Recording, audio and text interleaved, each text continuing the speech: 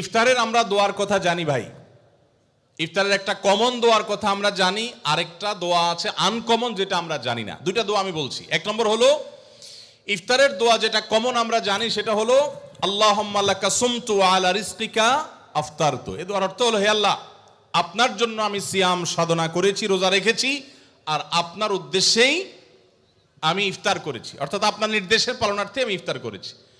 এই যে আল্লাহুম্মা লাকা সুমতু ওয়া আলা রিজকিকা আফতারতু, এটা ইফতারের একটা দোয়া।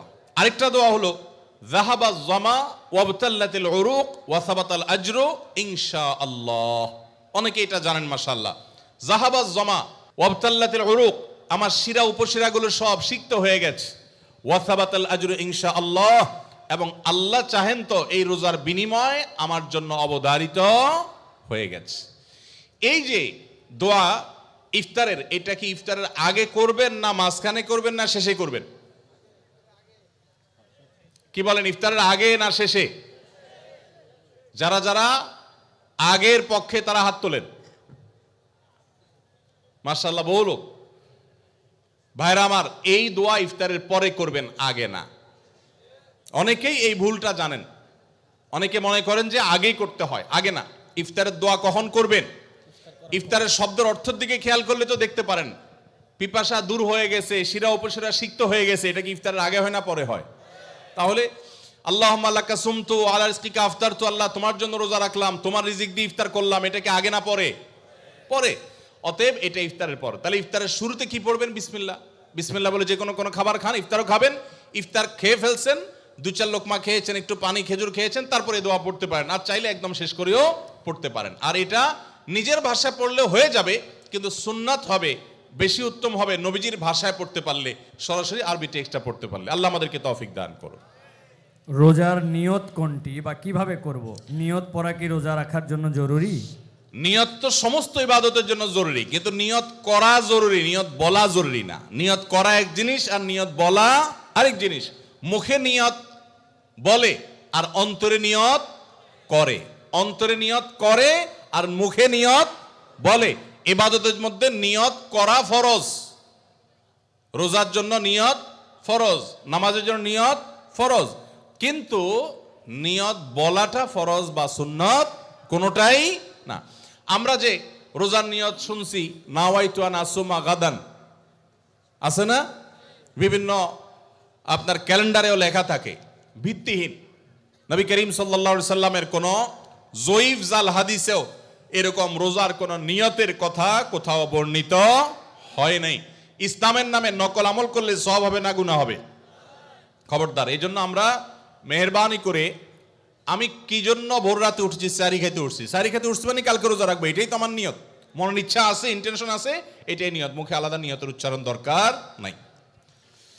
একজন রোজাদারের জন্য রমজানের প্রতিটি দিনের আমলের রুটিন কি হবে?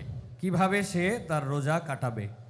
মাশাআল্লাহ, আমাদের একটা নতুন বই বের হয়েছে এবার, সেটা হলো মাহে রমাদানের 27 আমল।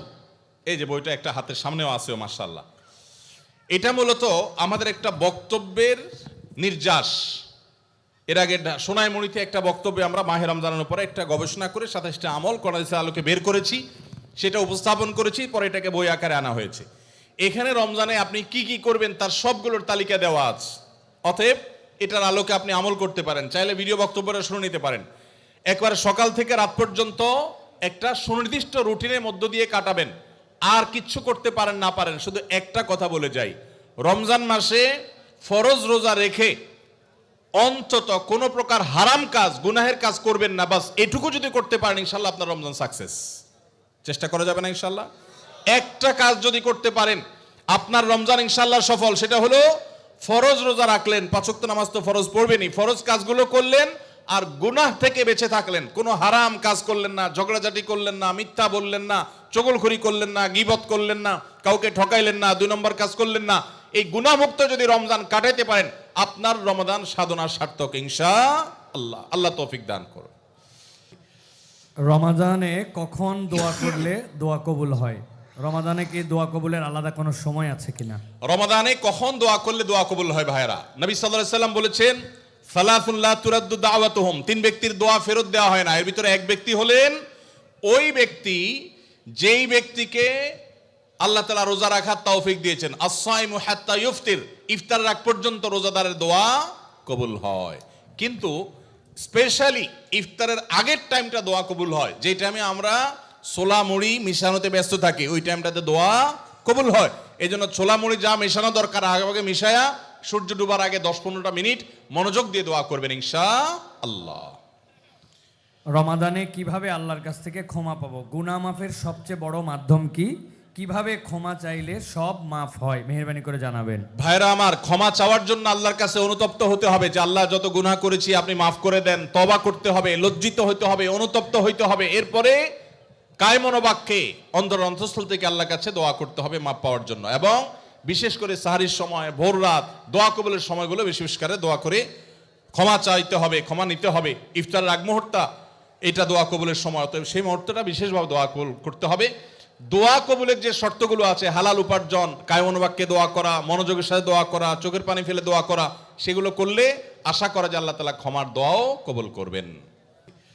রমাদানে কখন দোয়া করলে দোয়া কবুল হয়? রমাদানে কি দোয়া কবুলের আলাদা কোনো সময় আছে কিনা? রমাদানে কখন দোয়া করলে দোয়া কবুল হয় ভাইরা? নবী সাল্লাল্লাহু আলাইহি সাল্লাম বলেছেন, সালাতুন লা তুরাদ্দু দাওয়াতুহুম, 3 ব্যক্তির দোয়া ফেরত দেওয়া হয় না। এর ভিতরে এক ব্যক্তি হলেন ওই ব্যক্তি যেই ব্যক্তিকে আল্লাহ তাআলা রোজা রাখার তৌফিক দিয়েছেন, as-সাইমু হাত্তা ইফতির, ইফতার রাখ পর্যন্ত রোজাদারের দোয়া কবুল হয়। কিন্তু স্পেশালি ইফতারের আগের টাইমটা দোয়া কবুল হয়, যে টাইমে আমরা ছোলা মুড়ি মিশানোতে ব্যস্ত থাকি, ওই টাইমটাতে দোয়া কবুল হয়। এই জন্য ছোলা মুড়ি যা মেশানো দরকার আগে মিশায়া সূর্য ডুবার আগে 10-15টা মিনিট মনোযোগ দিয়ে দোয়া করবেন ইনশাআল্লাহ। রমাদানে কিভাবে আল্লাহর কাছ থেকে ক্ষমা পাবো? গুনাহ মাফের সবচেয়ে বড় মাধ্যম কি? কিভাবে ক্ষমা চাইলে সব মাফ হয়? মেহেরবানি করে জানাবেন। ভাইরা আমার, ক্ষমা চাওয়ার জন্য আল্লাহর কাছে অনুতপ্ত হতে হবে যে আল্লাহ যত গুনাহ করেছি আপনি মাফ করে দেন। তওবা করতে হবে, লজ্জিত হতে হবে, অনুতপ্ত হইতে হবে। এরপরে কায়মনোবাক্যে অন্তর অন্তঃস্থল থেকে আল্লাহর কাছে দোয়া করতে হবে মাফ পাওয়ার জন্য। এবং বিশেষ করে সাহারির সময়, ভোর রাত, দোয়া কবুলের সময়গুলো বেশি বেশি করে দোয়া করে ক্ষমা চাইতে হবে, ক্ষমা নিতে হবে। ইফতারের আগ মুহূর্তটা এটা দোয়া কবুলের সময়, অতএব সেই মুহূর্তটা বিশেষভাবে দোয়া কবুল করতে হবে। দোয়া কবুলের যে শর্তগুলো আছে, হালাল উপার্জন, কায়মনোবাক্যে দোয়া করা, মনোযোগের সাথে দোয়া করা, চোখের পানি ফেলে দোয়া করা, সেগুলো করলে আশা করা যে আল্লাহ তাআলা ক্ষমার দোয়াও কবুল করবেন।